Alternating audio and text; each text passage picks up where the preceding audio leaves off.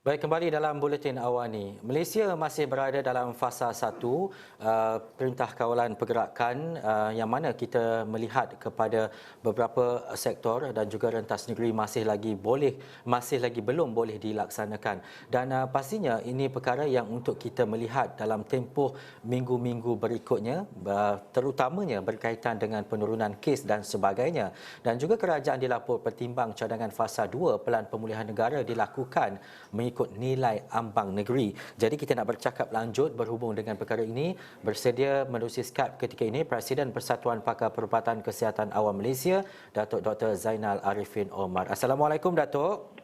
Waalaikumsalam.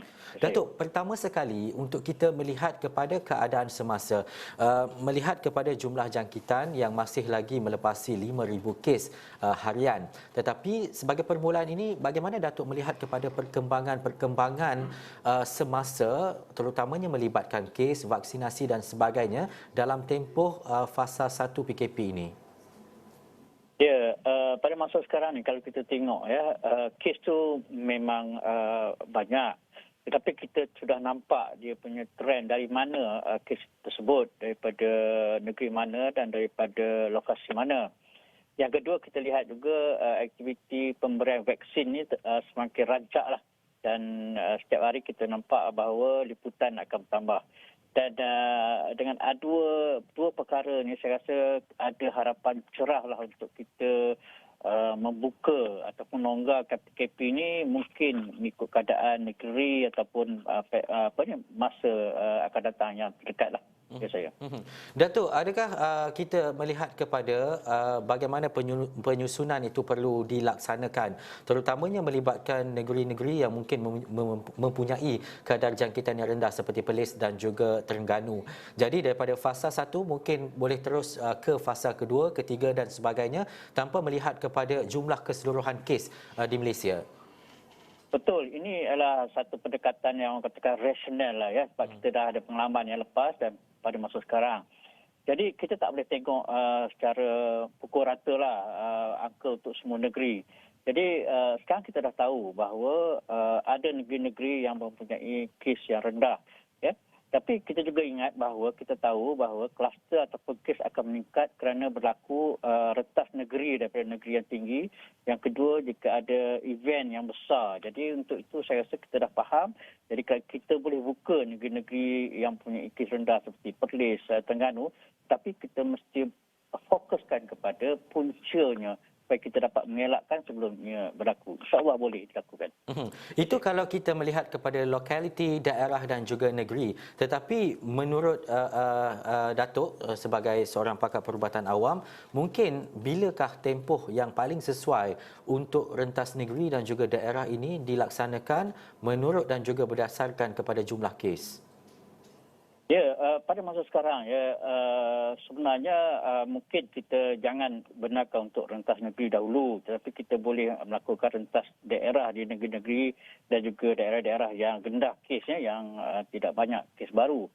Tetapi kita kena berhati-hati kerana kita tahu kita akan menghadapi Raya Aidiladha ya, yang mana akan berlaku lagi pergerakan dan juga majlis yang besar-besar. Jadi masa ini kita mesti fokus dan berhati-hati untuk membuka secara besar-besaran. Tapi boleh dilakukan secara dalam masa 2 minggu ni kita boleh nampak dah bahawa negeri atau di daerah itu boleh kita longgarkan. Saya. Dan juga Datuk melihat kepada program vaksinasi yang pastinya giat kita laksanakan, dan ini juga langkah terarah untuk kita memastikan bahawa imuniti kelompok itu dapat dicapai dengan kadar segera.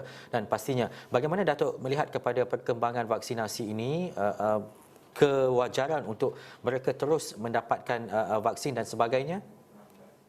Ya, pada masa sekarang ni saya rasa kita tumpukan untuk kita meningkatkan liputan 20%, 30% atau 40%.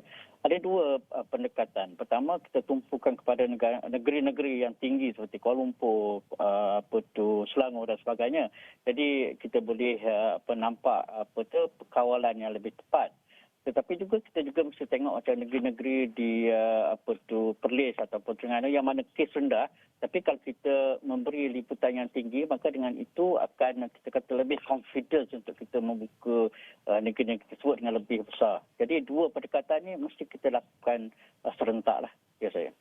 Dan juga Datuk, tadi kita bercakap berkaitan dengan mungkin melihat kepada ambang negeri dan juga jumlah-jumlah kes di kawasan terbabit. Dan apabila kita melaksanakan mungkin langkah seperti ini, perkara-perkara lain, aktiviti sosial dan sebagainya dapat dilaksanakan di negeri yang mungkin hijau dan juga mempunyai kadar jumlah jangkitan yang rendah.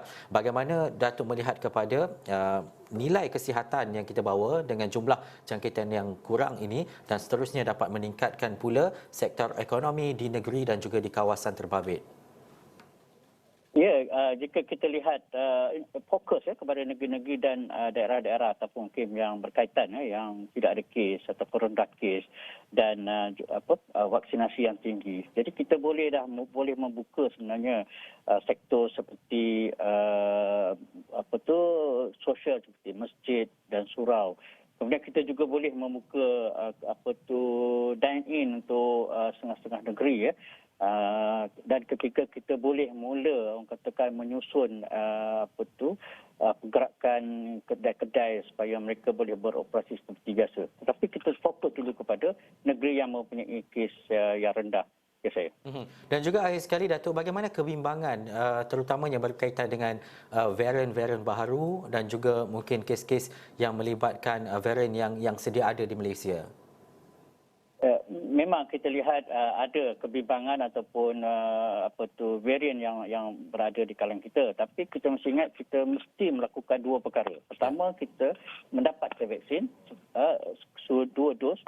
Yang kedua adalah kita mengamalkan juga SOP seperti penyarakan sosial, memakai mask buat masa ini sehingga kita betul-betul keluar. Jadi dengan adanya dua kombinasi itu, insya-Allah walau varian apa pun datang, kita boleh menghadapinya. Saya. Dua kombinasi yang Datuk nyatakan tadi, vaksin dan juga SOP, dan pastinya apa sahaja varian dan juga keadaan berkaitan dengan COVID-19 ini, insya-Allah dapat kita atasi. Terima kasih Datuk Dr. Zainal Arifin Omar, Presiden Persatuan Pakar Perubatan Kesihatan Awam Malaysia.